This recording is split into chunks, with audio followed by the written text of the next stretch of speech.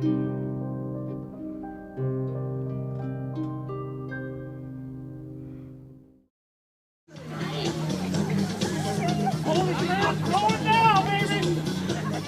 I love about the church is that there is vitality and there's enthusiasm. There's a lot of children, There's a lot of pregnant ladies, there's a lot of babies.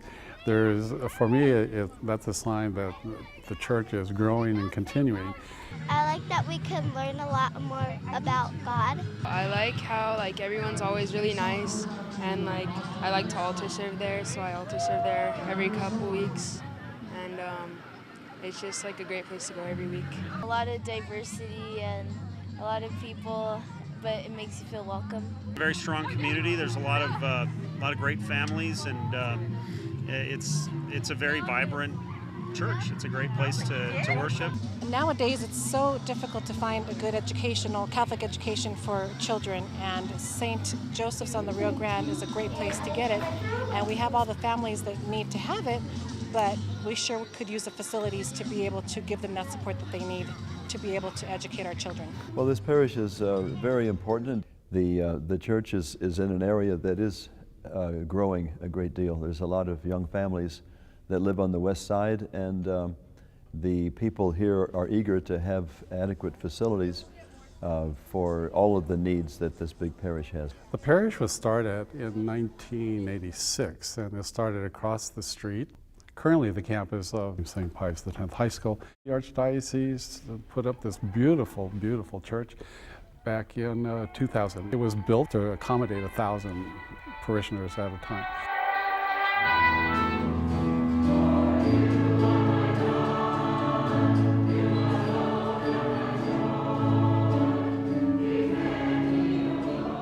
Right now we have over 1,900 families that are registered here at the parish. I counted this morning, we have 55 ministries that we're trying to schedule space for essentially 2 rooms. And it does get difficult because you are sometimes put in the position of having to prioritize the need. There are times that we have to tell ministries they cannot meet. We do not have the space. We use the usher's closet as a backup space for small groups. We've turned little nooks and crannies into little meeting spaces. We've had to move large committees such as the liturgy committee back into the conference room, which holds about 12, and we have about 20. Right now our choirs are meeting in the worship space for their rehearsals. Easter season, sometimes we cannot rehearse, and it's one of our biggest times of the year where we need to rehearse. We could probably use 25 more rooms of various sizes yesterday. Many times you schedule a meeting based on what space is available, because there is no space here. We could also look at more ministries, more programs that people are asking for, and we can't even begin to think about them. The religious education classes meet in St. Clair Hall, which is a building behind St. Pius High School. It's just, it's old. It's really old. Size is a problem. Just the building itself, walls falling apart, pipes leaking into classrooms. So we've had the leaking roof before, and you could see, it had been coming down for quite some time. The water had gone onto the table, so the table was very much damaged by that time. If you go into the bathrooms, a lot of the water faucets don't work, or even hot works or cold works, one or the other. You're going up the stairs and you kind of wonder about them. They can come up themselves and listen to the creaking, and the children will complain about that. So, for me, if a child's complaining, it's really bad. The parking lot gets busy whenever we drop the kids on and off, because we really don't have a good parking flow. Every ministry has its purpose and its place, but it's very important that we support the sacramental ministries because we all need our sacraments, because that's where we receive our graces from God through the Holy Spirit.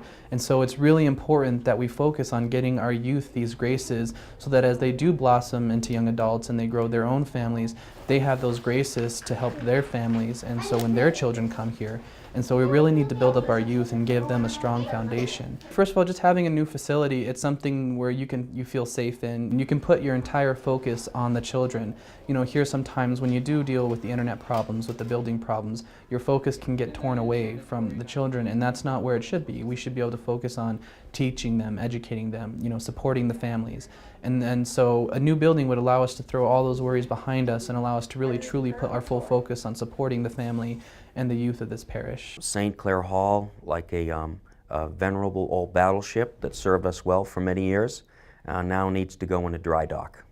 It's to the point now, due to the facility, the maintenance, the problems that we're having, it's having an adverse impact on our teaching. And so it's the point now where we need to move. And the ideal solution would be to have our own religious education center. It's for a benefit for our children now and in the future, and for our parishioners, our families, good times and in bad, whether it's funerals or baptisms, celebrations. It's going to be important for us, along with the education. We are working on a comprehensive building plan, which consists of a two-part program, a faith formation and education center, which would be our first building plan phase, and then a second phase which would consist of a parish hall which would be located both here on the property. This way the parent could just walk their child over to the religious education center or the faith formation center. Phase one, we're looking at roughly a $4 million project. That includes a lot of the soft costs that are absorbed, impact fees, soil prep, ground prep for the building facility. And part of that cost will also be applied towards the cost of the second phase, which would be the parish hall, and that'll be at approximately $3 million. We've gone through a painstaking process. There's always a consciousness that this isn't our money, this is other people's hard-earned money that's being spent. And so we want to do it frugally, number one, but we want to make sure that we build something that's going to last generations. The Archdiocese has a policy that 50% of the estimated cost must be in pocket, in hand, prior to securing a loan for the subsequent or the second half of the construction costs. The capital campaign will kick off in January. And people can either use the online giving, or they'll also have envelopes that will come in their regular envelope package. But everybody can give something, and it's not just the amount, but the willingness to give back to the Lord some of what He has given to us. What we're asking is not a formula to give X dollars. Building a project of this size doesn't work that way. What we're asking for everybody to do is to look inside their own heart and offer up what would be sacrificial giving.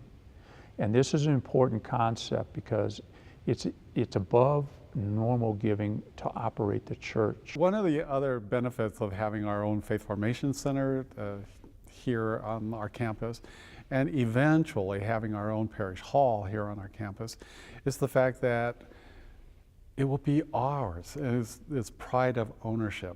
We'll be able to be again on our own campus and have our events here.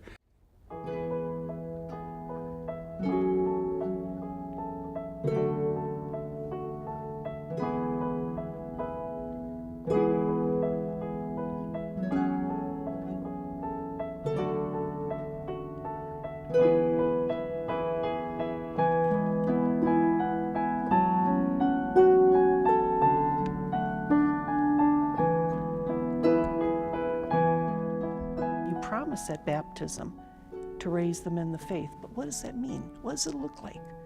You know, what does it look like for 5th and 6th and 7th graders who aren't in a sacrament year, and yet each year they grow in their faith? Well, being a parent of 4 children, lots of things become sacrifices. And one thing that our church asks for us is stewardship, and that being time, talent, and treasure. Part of our job as Catholics is to be able to give back to the church everything that we can. So yes, it is a sacrifice, but it comes right back to us and to our kids to build them into becoming good, strong Catholic parishioners in the future.